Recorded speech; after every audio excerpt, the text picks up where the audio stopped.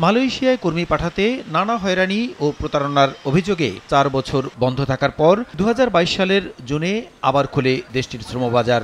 এরপরেই নতুন করে আশায় বুক বাঁধে লাখো কর্মী।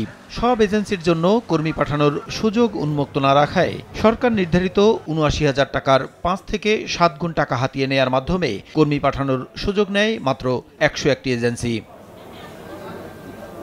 চুক্তি অনুযায়ী ৩১ মে ছিল কর্মীদের মালয়েশিয়া যাওয়ার শেষ দিন, কিন্তু কত কর্মী গেল, বাকি কত ভিসা পেয়েও সুযোগ বঞ্চিত হতে পারে কিনা, কিংবা শেষ মুহূর্তে বিমান টিকিটের পরিস্থিতি বা কি দাঁড়াতে পারে, এ নিয়ে ভাবনা ছিল না কারোরই। মালয়েশিয়ায় কর্মী পাঠানো নিয়ে লেজে গোবরে অবস্থার মধ্যেই ২৪ মে ৩ দেশ সফরে চলে যান প্রবাসী কল্যাণ প্রতিমন্ত্রী। কর্মী পাঠানোর শেষ দিনে প্রতারিত কর্মীরা সংশ্লিষ্ট রিক্রুটিং এজেন্সির অফিস, বিমানবন্দর থেকে প্রবাসী কল্যাণ মন্ত্রণালয় পর্যন্ত পাগলের মতো ছোটাছুটি করেন। সেদিনই দেশে ফিরে এসব বিষয়ে বিবেচনায় না নিয়ে প্রতিমন্ত্রী চলে যান নিজের নির্বাচনী এলাকায়।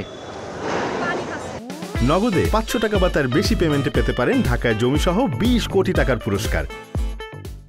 এই ফাঁকে ১৭,০০০ কর্মীর মালয়েশিয়া যাওয়ার স্বপ্ন যখন শেষ, তখন ঢাকায় নিযুক্ত মালয়েশিয়ার হাইকমিশনারের সঙ্গে নিজ দপ্তরে বৈঠক করেন প্রবাসী কল্যাণ ও বৈদেশিক কর্মসংস্থান প্রতিমন্ত্রী শফিকুর রহমান। বৈঠক শেষে মালয়েশিয়ার হাইকমিশনার সাংবাদিকদের বলেন, এসব কর্মী নেয়ার আর কোনো সুযোগ নেই, তবে বাংলাদেশের অনুরোধ তাদের সরকারের কাছে পৌঁছে দেওয়ার আশ্বাস দেন হাইকমিশনার।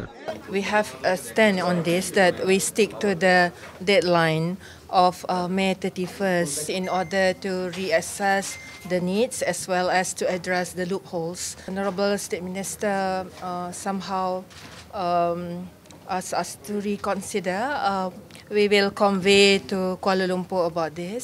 বঞ্চিত এসব কর্মীকে মালয়েশিয়ায় পাঠাতে চেষ্টা চালিয়ে যাবেন জানিয়ে প্রবাসী কল্যাণ প্রতিমন্ত্রী বলেন, কেবল বিএমইটি ছাড়পত্র পাওয়া কর্মী নয়, মালয়েশিয়া যাওয়ার ক্ষেত্রে যারাই ক্ষতিগ্রস্ত হয়েছেন সবাইকে ক্ষতিপূরণ দেওয়ার ব্যবস্থা করবে সরকার।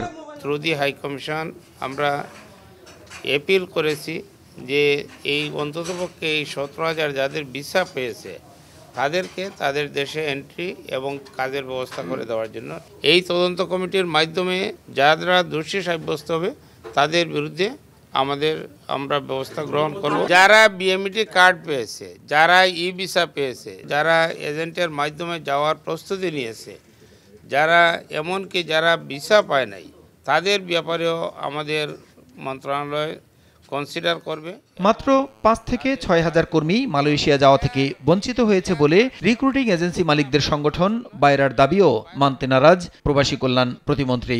এটা আমাদের ভাষণ নয়, এটা হলো বায়রার ভাষণ।